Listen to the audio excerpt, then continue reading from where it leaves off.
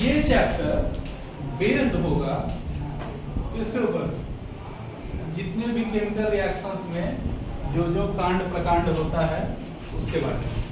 ठीक है, chemical reaction में क्या क्या होता है।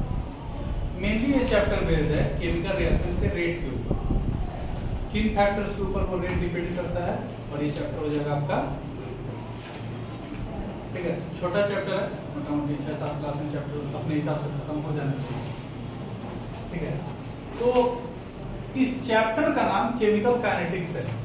इससे पहले आप समझिएगा कि केमिकल रिएक्शन कब हो सकता है, कब नहीं हो सकता है, in term of thermodynamics. Thermodynamics आप लोगों को पढ़ाए थे, उसके बेसिस पे कोई भी एक आदमी हमको बता दो कि कब कोई रिएक्शन होगा, कब कोई रिएक्शन नहीं होगा। सुधांशु नहीं, कब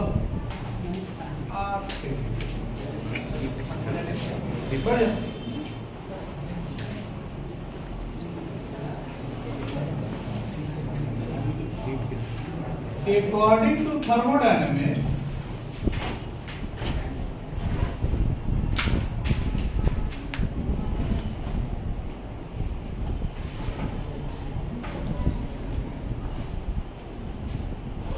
the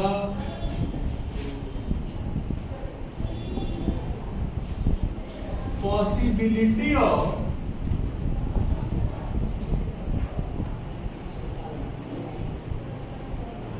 occurring a reaction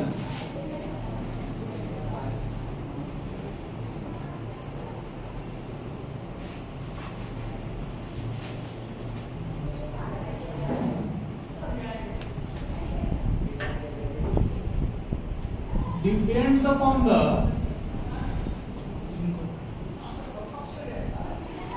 value of delta G. Thermodynamics के हिसाब से अगर कहीं केमिकल रिएक्शन होना है तो वो किसके ऊपर डिपेंड करता है, डेल्टा जी के ऊपर। डेल्टा जी क्या है, व्हाट इज डेल्टा जी?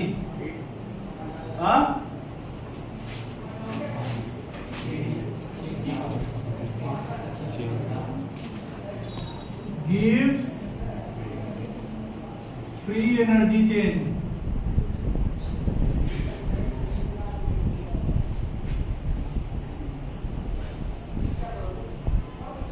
ये क्या है, gives free energy change। और ये क्या है, तुम बैठ कर gives free energy change। ये क्या है, ये एनर्जी का एक्सचेंज है। कब, जब कोई भी प्रोसेस होता है तब एनर्जी आ रहा है कि एनर्जी जा रहा है, ये उसको रिप्रेजेंट करता है। ठीक है, 3 कंडीशंस हैं इसके। क्या क्या कंडीशंस हैं? अगर डेल्टा जी का वैल्यू क्या है, नेगेटिव। डेल्टा जी का वैल्यू नेगेटिव कब आता है, थर्मोडायनेमिक्स में आपको पढ़ाए थे। नेगेटिव कब होता है, जब एनर्जी अब्सॉर्ब होता है कि जब एनर्जी रिलीज होता है, जब एनर्जी रिलीज होता है। जब एनर्जी रिलीज होगा तो स्टेबिलिटी घटेगा कि बढ़ेगा, बहुत बढ़ेगा। और क्या करो, एनर्जी रिलीज करेगा उसका स्टेबिलिटी बढ़ेगा। तो जब डेल्टा जी का वैल्यू क्या होगा, नेगेटिव होगा, तो रिएक्शन प्रोसीड करेगा, रिएक्शन विल अकर। ठीक है, अगर डेल्टा जी का वैल्यू क्या होगा, पॉजिटिव होगा। पॉजिटिव होगा मतलब वो एनर्जी गेन कर रहा है, गेन करेगा तो उसका स्टेबिलिटी पहले से क्या हो जाएगा, कम। कभी भी रिएक्शन नहीं होगा, रिएक्शन विल नॉट अकर।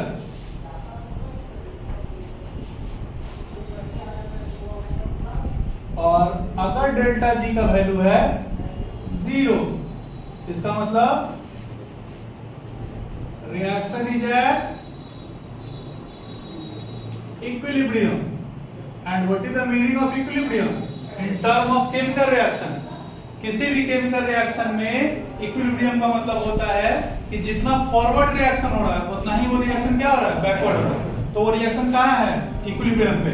जब रिएक्शन फॉरवर्ड होगा तो एनर्जी रिलीज करेगा, जब एनर्जी रिएक्शन बैकवर्ड होगा तो एनर्जी गेन करेगा। जितना गेन लूज करेगा उतना ही गेन करेगा, तो उसका एनर्जी चेंज कितना, 0। उसका डेल्टा जी का वैल्यू 0। ठीक है,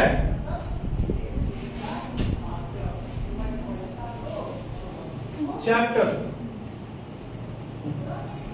chemical kinetics,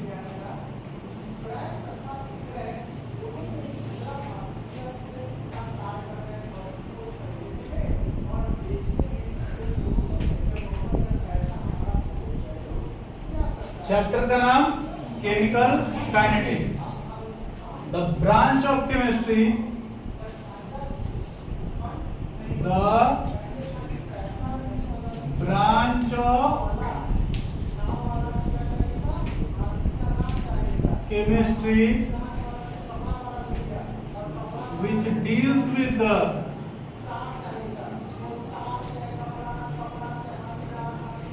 rate of reaction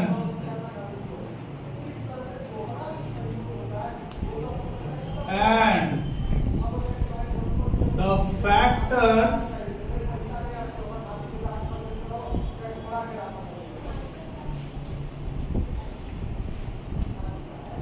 pack नहीं है, पैक करो उसको।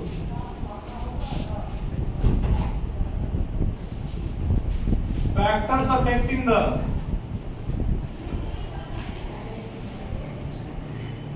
Rate of reaction is known as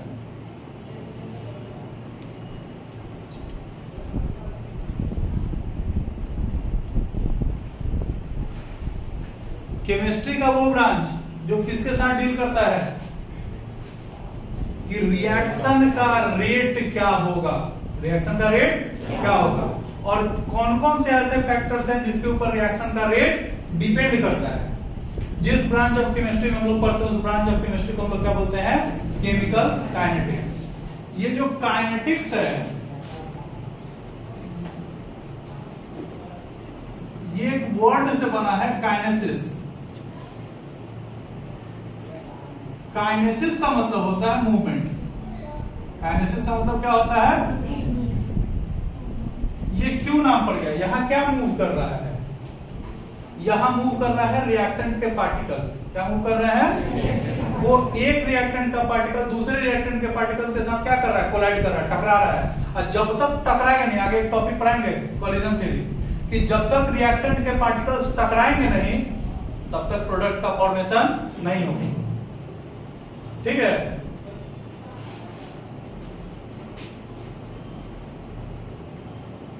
types of reactions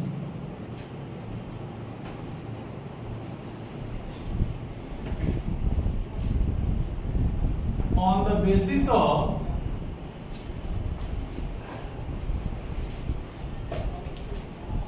rate. Rate क्या होता है पता है, नहीं ना, पहले हम लोग रिएक्शन का टाइप पढ़ लेते हैं, उसके बाद समझाएंगे कि रिएक्शन का रेट क्या होता है। देखो, रेट के बेसिस पे तीन तरीके का रिएक्शन होता है। कौन कौन, सबसे पहला आता है इंस्टैंटेनियस रिएक्शन। सबसे पहला कौन सा रिएक्शन,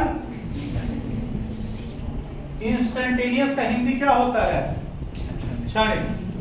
क्षणिक का मतलब जिस क्षण रिएक्टेंट डाला जाए उसी क्षण क्या मिल जाए आपको, product.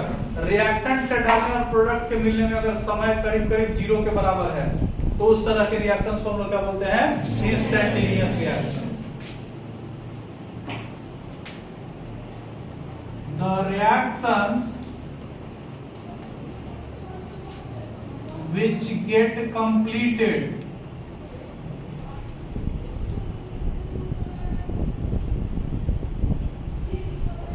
as soon as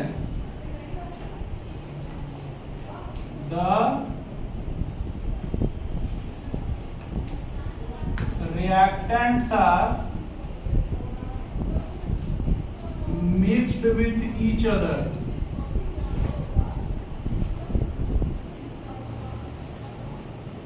are known as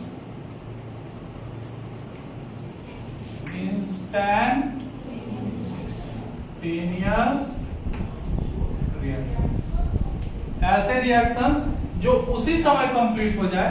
कब? करीब करीब उसी समय कंप्लीट हो जाए। कब? जब रिएक्टेंट को आपस में मिलाया जाए। एग्जाम्पल क्या होगा इसका? जितने भी आयनिक रिएक्शंस होते हैं, जितने भी आयनिक रिएक्शंस होते हैं, वो सारे किस नेचर के होते हैं?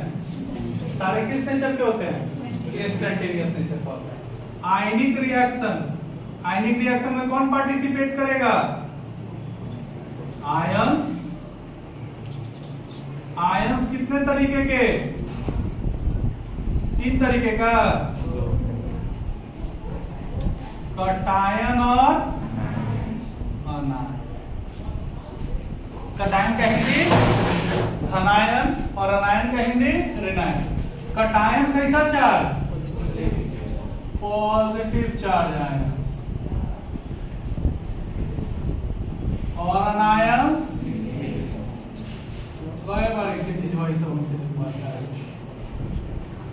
इलेक्ट्रोलाइट में भी पढ़ा है टॉपिक। ये कब बनेगा? जब गेन ऑफ इलेक्ट्रॉन होगा ना। ये ई कब होगा?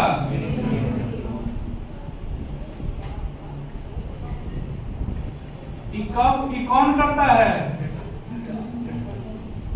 और ई कब होता है?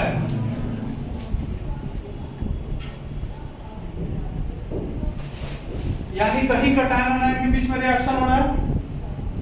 नहीं, कहीं कटायन अनायन है, पॉजिटिव नेगेटिव है, लॉस और गेन है, मेटल और मेटल है। तो इनसे जो कंपाउंड बनेगा वो क्या कहलाएगा? Ionic compound. और आयनिक कंपाउंड के बीच में अगर कहीं रिएक्शन होता है तो वो रिएक्शन क्या कहलाता है? आयनिक रिएक्शन। और आयनिक रिएक्शन क्या होता है? इंस्टैंटेनियस होता है। बर्थडे याद आता है, इसे कीजिएगा। भंडारा होगा भाई कोचिंग में।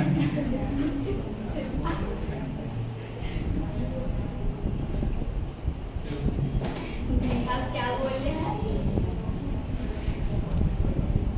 हम बोले कि पंडित जी के पार्टी करेंगे, कहियो नहीं। कहाँ से आते हैं ऐसे विचार? पागल है, ये नहीं होगा। सॉलिड फॉर्म में ये रिएक्शन नहीं होगा। ये रिएक्शन कब होगा? जब या तो ये एक्वस फॉर्म में रहे या मॉल्टन फॉर्म। यहाँ एक्वस फॉर्म में लिया है। How will it get dissociated? Ag plus और NO3 माइनस, और ये Na प्लस और Cl माइनस। ये पॉजिटिव नेगेटिव के साथ अटैक होगा। AgCl प्रेसिपिटेट होता है, व्हाइट प्रेसिपिटेट होता है, और Na plus NO3 minus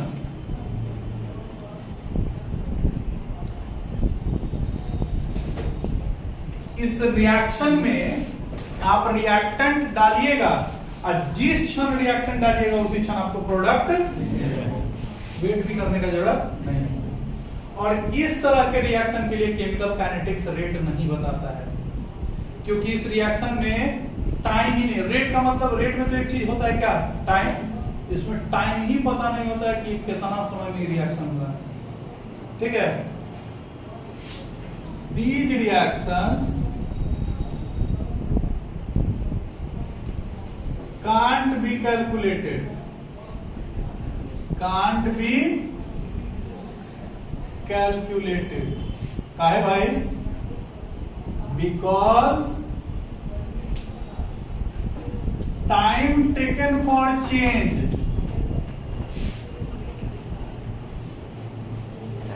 is quite less. कभी भी इंस्टैंटेनियस रिएक्शन के लिए केमिकल काइनेटिक्स नहीं पढ़ा जाता है। ठीक है। इंस्टैंटेनियस रिएक्शंस के लिए केमिकल काइनेटिक्स नहीं पढ़ा जाता। ठीक है। दूसरा ये very slow reactions.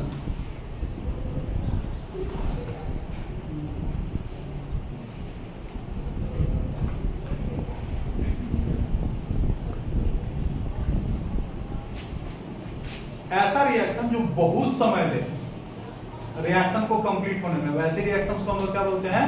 Very slow. The reactions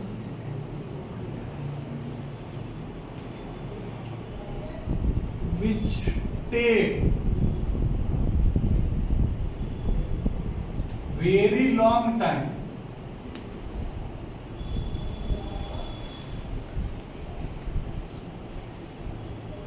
to be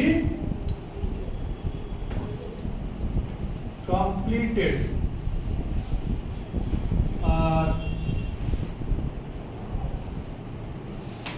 known as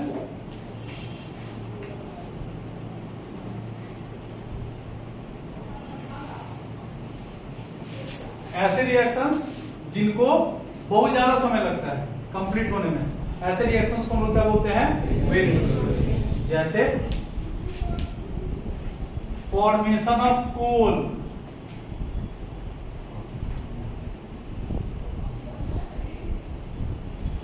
कोयला एक आध साल में बन जाएगा, कुछ हजार साल लगता है।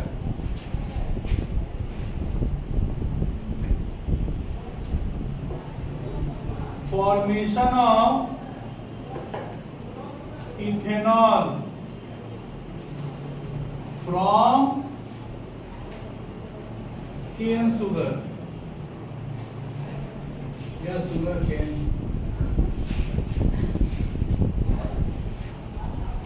वो ईख का रस निकालने के बाद जो गत्ता बचता है ना, उसमें उसको हम लोग बोलते हैं मोलासिस। क्या बोलते हैं? मोलासिस। उसमें अब भी 25% तक, 20 से लेकर 25% तक क्या रहता है?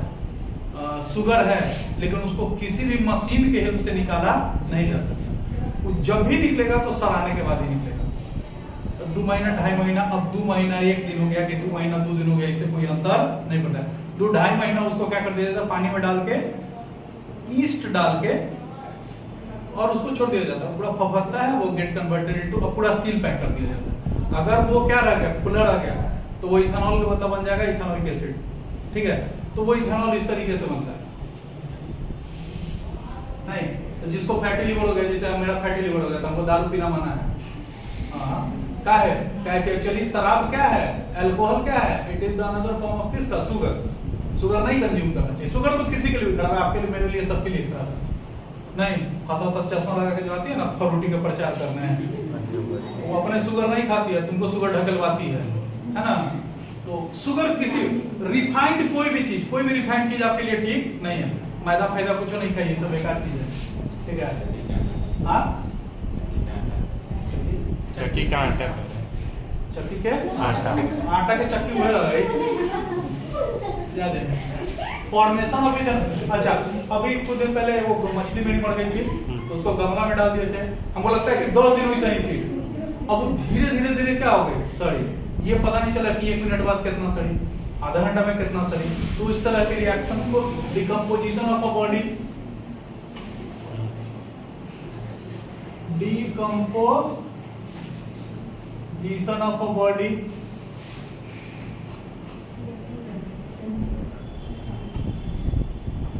रस्टिंग, ये 1 आध दिन में नहीं होता है, कुछ साल लगता है। तो ये प्रोसेस बहुत लंबा समय लेता है। ठीक है, इसीलिए इसके बारे में भी हम लोग पढ़ाई नहीं करते हैं। Rate of these reactions,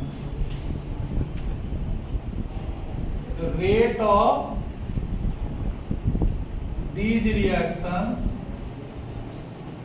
can't be calculated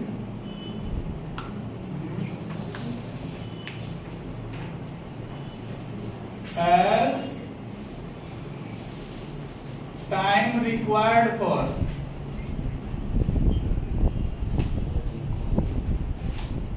the reaction is very long। ठीक है, हम लोग किसके बारे में पढ़ाई करते हैं? मॉडरेटली रिएक्शंस या moderate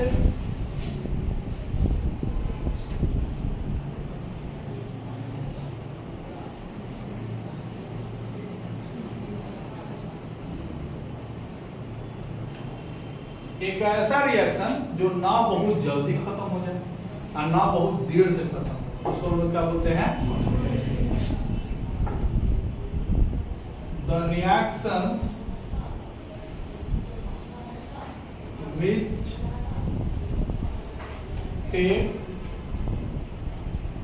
which does not occur too fast or too slow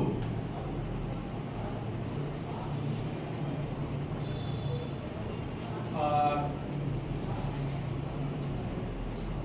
known as moderate reactions. ऐसे रिएक्शंस जो ना बहुत तेज हो ना ही बहुत धीरे हो, ऐसे रिएक्शंस को हम लोग क्या बोलते हैं? मॉडरेट। जैसे H2O2 हाइड्रोजन पर ऑक्साइड को जब हीट कीजिएगा तो ये बनेगा H2O और O2।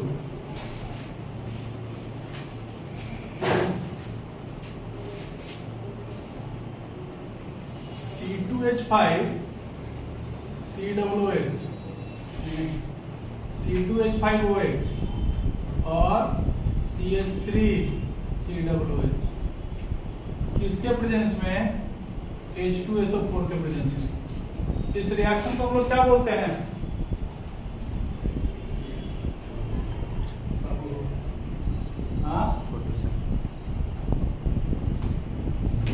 इस रिएक्शन को हम लोग क्या बोलते हैं? 10th क्लास में रिएक्शन पढ़ना था।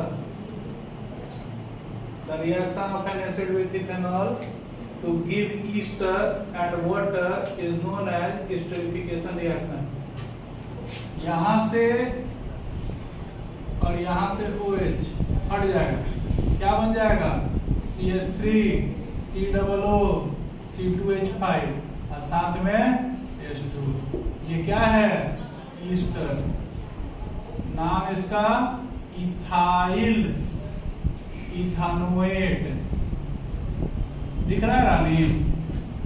इसका नाम इथेनॉल और इसका नाम इथेनोइक एसिड। ठीक है, यही तो बने और बहुत ऐसा रिएक्शन है। H2 plus Cl2 2HCl। ठीक है, तो ये सब रिएक्शन कैसा है? जिसके रेट के बारे में पढ़ाई किया जा सकता है। Rate of these reactions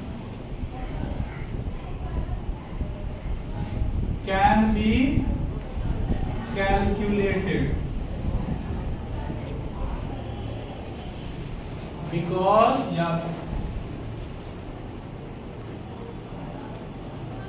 time taken for chain is neither too fast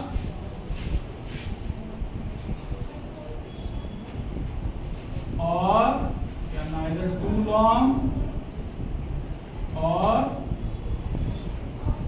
too low या too less।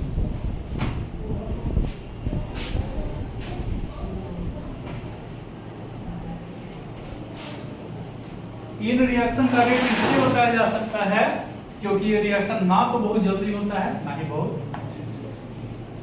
ठीक है, अब टॉपिक अब ये 3 तरीके का रिएक्शन हो गया ना। अब रेट ऑफ रिएक्शन किसको बोलते हैं? इस चैप्टर का पिछले किसी भी चैप्टर से कोई संबंध नहीं है। ठीक है,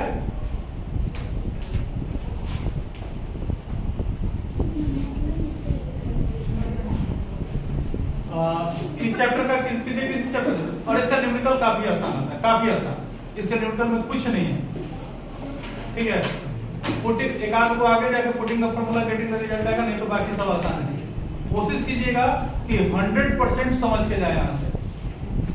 ठीक है, रेट ऑफ रिएक्शन, रेट का मतलब क्या होता है? दर नहीं, किस हिसाब से। रेट का मतलब ये होता है ना, किस हिसाब से। the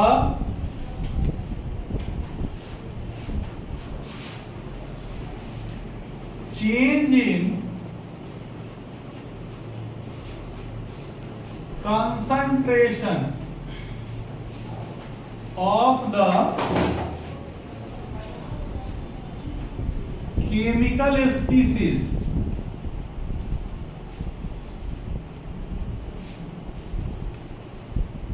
participating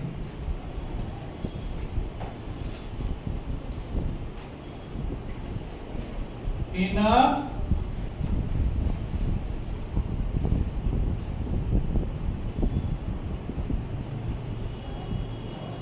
and produced in a chemical reaction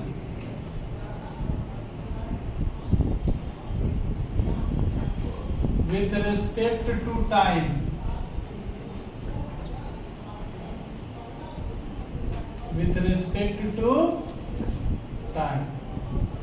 is known as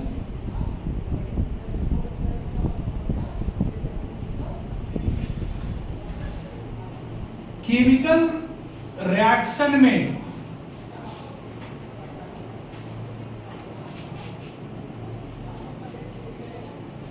जो केमिकल स्पीसीज पार्टिसिपेट कर रहे हैं, जो पार्टिसिपेट करता है उसको क्या बोलते हैं? रिएक्टेंट। और जो केमिकल स्पीसीज प्रोड्यूस होता है उसको क्या बोलते हैं? प्रोडक्ट। तो रिएक्टेंट और प्रोडक्ट के कंसंट्रेशन में जो चेंज होता है किसके हिसाब से? टाइम के हिसाब से। इसी को हम लोग क्या बोलते हैं? Rate of reaction. ठीक है, मान लीजिए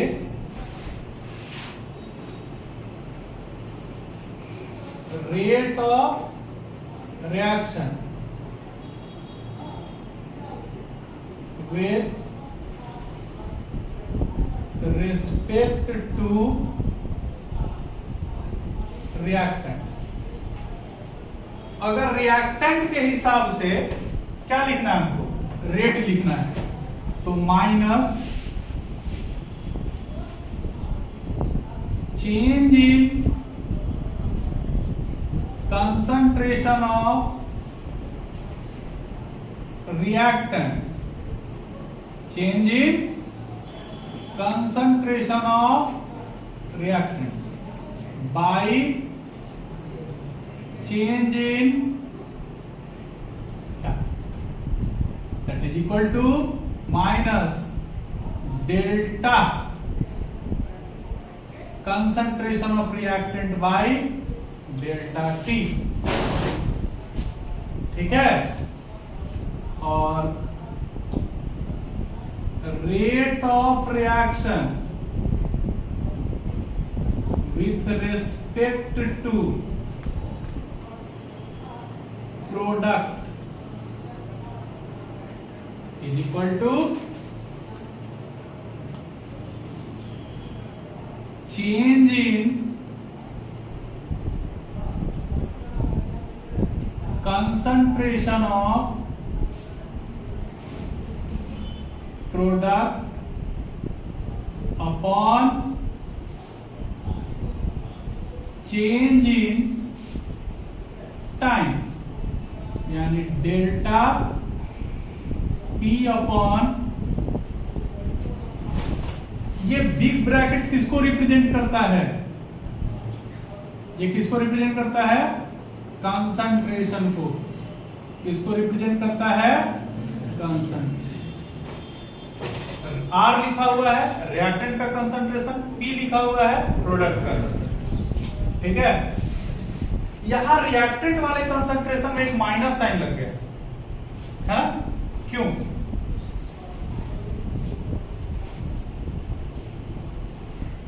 कोई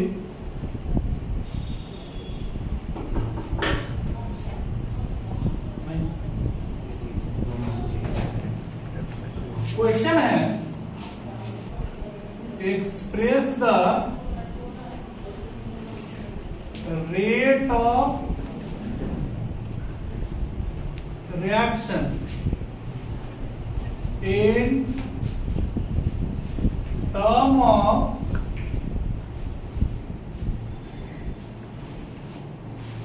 reactant। जब हम लोग रिएक्टेंट्स के टर्म में रिएक्शन का रेट लिखते हैं तो एक नेगेटिव साइन क्यों ऐड कर देते हैं? नहीं समझो, यहां क्या लिखा हुआ है? चेंज इन कंसंट्रेशन ना, change in concentration of reactant. ये क्या होगा? चेंज इन कंसंट्रेशन का मतलब क्या होगा? Final concentration of reactant minus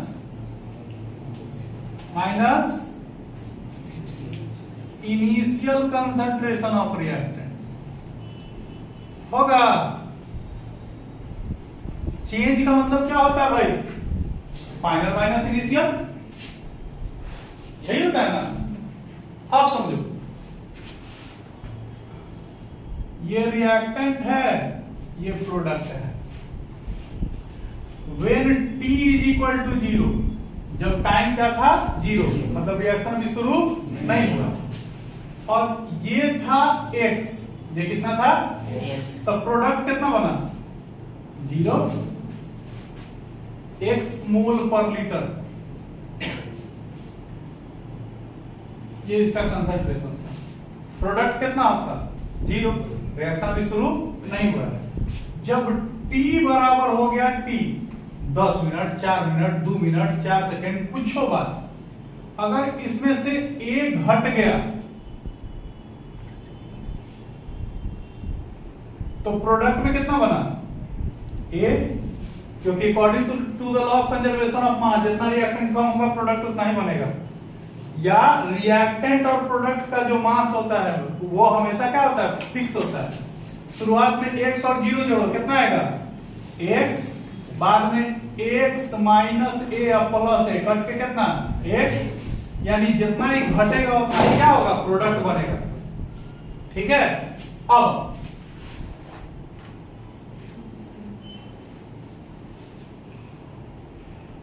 final concentration in case of reactant, in case of reactant, x minus a, change in concentration, change in concentration क्या होगा? Final concentration minus initial concentration. Final concentration कितना? x minus a, और initial concentration x। x cut गया, क्या आया? Minus a mole. Concentration 0 हो सकता है लेकिन नेगेटिव नहीं हो सकता। अभी क्या आ गया? इस नेगेटिव को पॉजिटिव बनाने के लिए हम लोग क्या करते हैं? एक और माइनस साइन लगा देते हैं, तो माइनस माइनस क्या हो जाएगा? पॉजिटिव। समझा रहा है? लेकिन प्रोडक्ट में आओ, इन केस ऑफ प्रोडक्ट,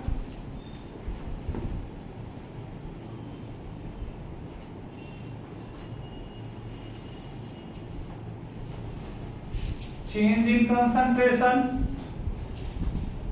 कितना होगा? Final concentration minus initial concentration. Final concentration कितना? 1, 0।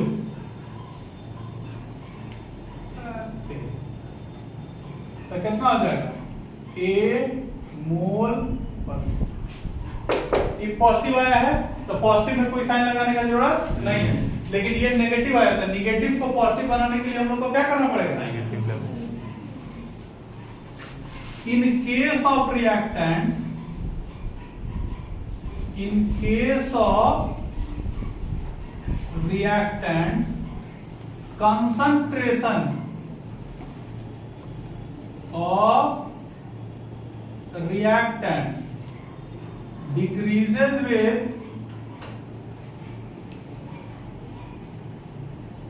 passage of time,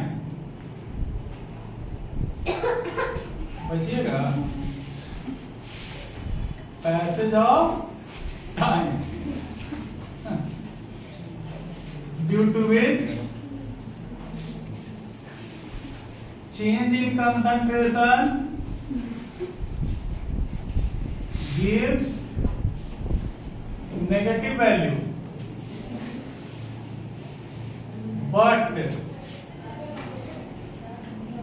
rate of reaction can't be negative, can't be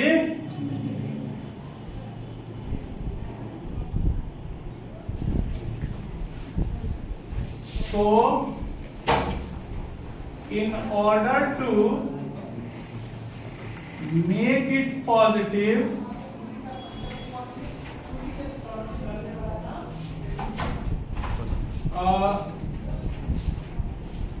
negative sign is added to it.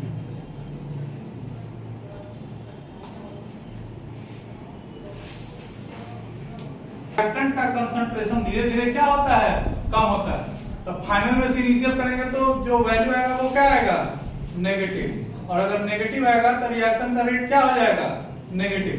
Reaction का रेट कभी भी negative नहीं हो सकता, इसीलिए इसमें क्या कर दिया जाता है, एक्स्ट्रा नेगेटिव साइन जोड़ दिया जाता है, जिसके चलते ये क्या हो जाए, कोई दिक्कत। अब आप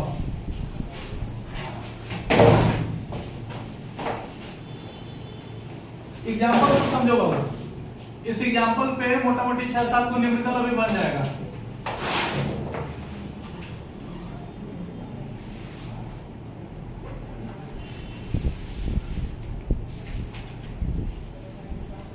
एग्जाम्पल समझिए, एग्जाम्पल क्या है,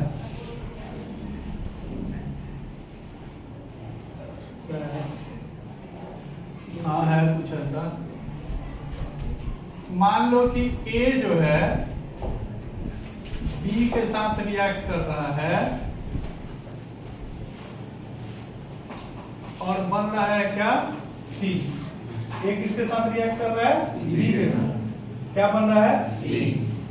रिएक्शन का रेट कैसे लिखोगे भाई,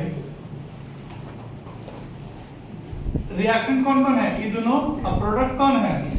तो इसके रेट में क्या लगाएंगे, माइनस, और इसके रेट में rate of reaction, rate of with respect to A, A के हिसाब से क्या होगा, माइनस डेल्टा ए बटा डेल्टा टी, ठीक है, बोलो ना,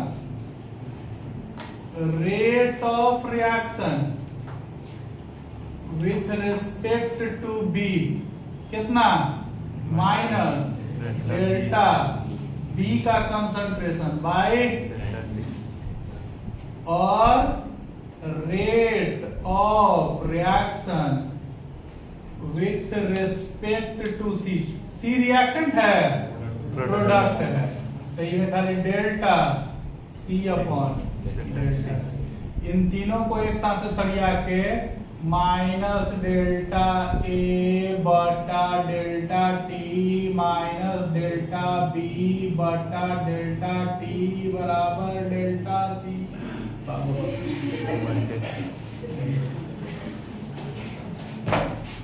ठीक है। अच्छा, कोई एक अच्छा नहीं लेना, यहाँ 2, 3, 5 क्या है, क्या बोलते हैं इसको, इसको हम लोग बोलते हैं स्टोइकियोमेट्रिक कोएफिशिएंट, क्या बोलते हैं, तो तुमको तो पढ़ाई नहीं होंगे वहां, तो बोले का नहीं है,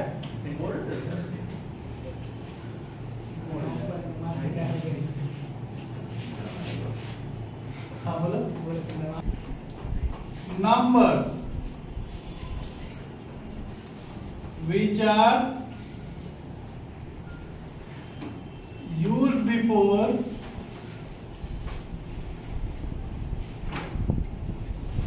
the reactants and products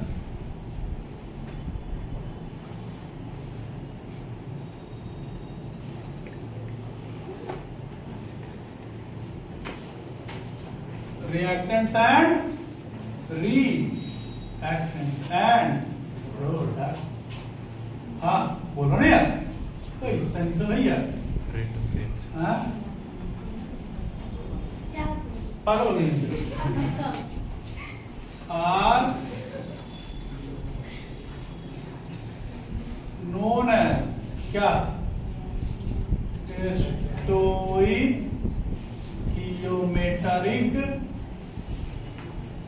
coefficients.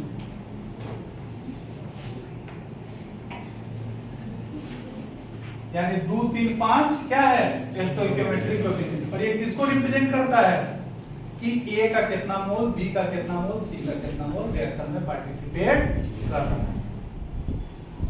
नहीं बहुत बढ़िया।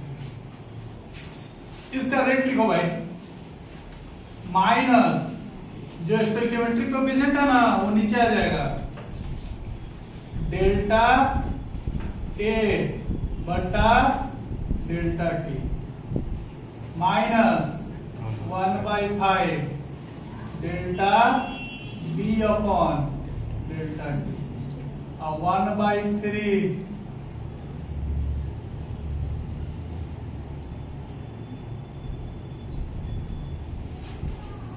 ठीक है, बोलो ना सही है।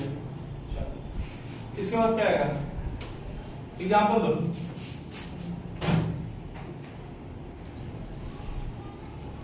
N2 H2 NH3, इस रिएक्शन का रेट कैसे लिखेगा?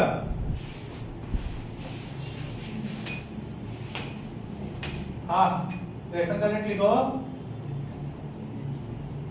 देख नहीं हो जाएगा, minus delta N2 upon delta T is equal to minus H2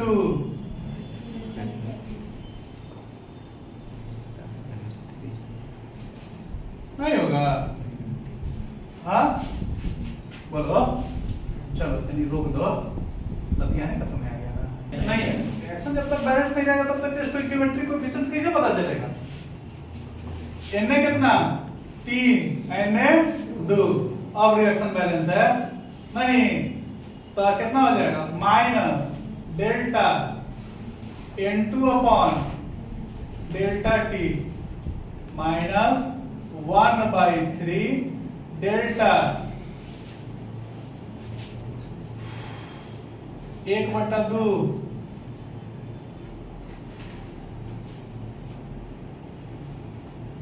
ठीक है। अब ये सही ठीक बोला ना, बोल ना बोल भाई ना बुझे ठीक है।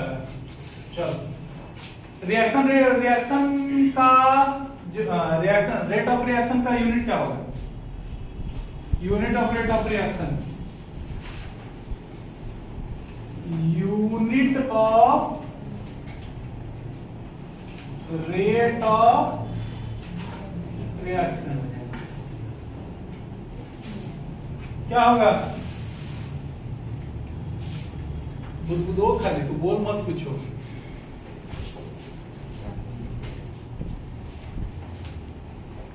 Rate of reaction is equal to change in concentration by change in time. Change in concentration, final concentration minus initial concentration, मतलब कंसंट्रेशन का यूनिट क्या होता है? मोल पर लीटर, और टाइम का सेकेंड, तो इसका यूनिट हो गया मोल पर लीटर पर सेकेंड या मोल पर लीटर पर मिनट। मोल पर लीटर पर सेकेंड या मोल पर लीटर पर मिनट। अगर ये रिएक्शन एक्वस ना होके गैसियस स्टेट में हुआ है, यानी गैसेज अगर आपस में रिएक्ट कर गए हैं, तब in case of रिएक्शन,